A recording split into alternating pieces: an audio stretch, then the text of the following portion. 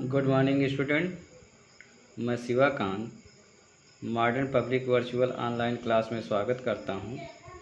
Please इस channel को subscribe करें और अधिक से अधिक शेयर करें। तो बच्चों, आज हम भूगोल पार्ट में पाठ 3 शुरू करेंगे। पाठ 3 का नाम है अपवाह। क्या है? अपवाह। तो अपवाह का मतलब हम यहाँ पर नदी तंत्र से लगाते हैं, लेकिन हम साधारण तौर पे बता दें कि अपवाह का मतलब होता है पानी बहने का माध्यम। तो हमारी बात सुनिए पहले। अपवाह शब्द से अभिप्राय किसी भी क्षेत्र वर्ग से संबंधित नदी तंत्र से होता है। इसके द्वारा हम किसी भी क्षेत्र में बहने वाली नदियों, उसके उद्गम माने जहाँ से वो निकलती हैं, व उसके प्रवाह का मतलब बहना, का अध्ययन करते हैं। भारत के भौतिक मानचित्र को देखिए, आप पाएंगे कि विभिन्न दिशाओं से छोटी छोटी धाराएं एक साथ मिल जाती हैं तथा एक मुख्य नदी का निर्माण करती हैं। अब यहाँ से समझिए, थोड़ा हमारी बात को ध्यान से सुनिएगा। जैसे पानी बरसता है तो हमारे घर का पानी कहाँ जाता है?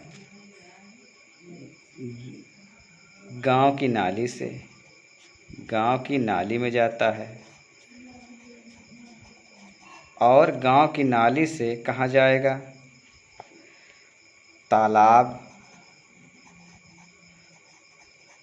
तालाब में। फिर तालाब से छोटा नाला, छोटा नाला। फिर बड़ा नाला, बड़ा नाला। बड़ा नाला से नदी, और नदियाँ कहाँ गिरती हैं? समुद्र में। तो हम कहेंगे कि ये जितने हैं, चाहे नाली, नाला, बड़ा नाला, नदी, ये क्या हैं? ये अपवाह तंत्र है। कहने का मतलब जो पानी जिसके माध्यम से जाता है उसे हम अपवाह तंत्र कहते हैं। तो फिर देखते हैं, अंततः इसका निकास किसी बड़े जलाशय का मतलब होता है जहाँ पर जल इकट्ठा होता है, जैसे झील या समुद्र या महासागर में होता है। एक नदी तंत्र द्वारा जिस क्षेत्र का जल प्रवाहित होता है उसे एक अपवाह द्रोणी कहते हैं। एक अपवाह द्रोणी कहते हैं।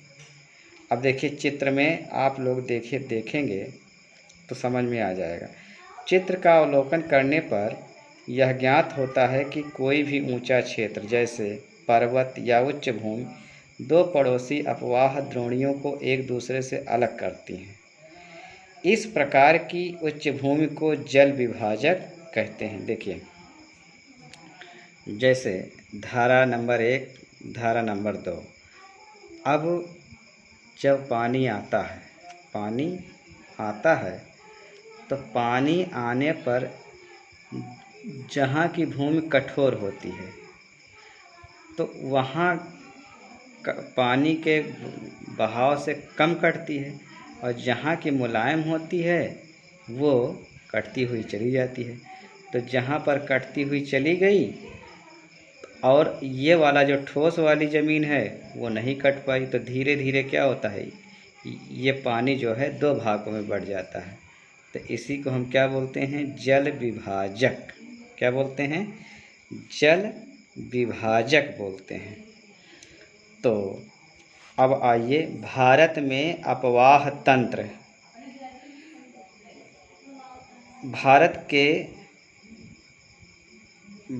के अपवाह तंत्र का नियंत्रण मुख्यतः भौगोलिक आकृतियों के द्वारा होता है। इस आधार पर भारतीय नदियों को मुख्य दो वर्गों में विभाजित किया गया है। नंबर 1, हिमालय की नदियाँ, दूसरा प्रायद्वीपीय नदियाँ। अब हम आप लोगों को इसके आगे बताएंगे हिमालय की नदियाँ और प्रायद्वीप नदियों के बारे में। इसके लिए आपको अगली वीडियो का इंतज़ार करना होगा।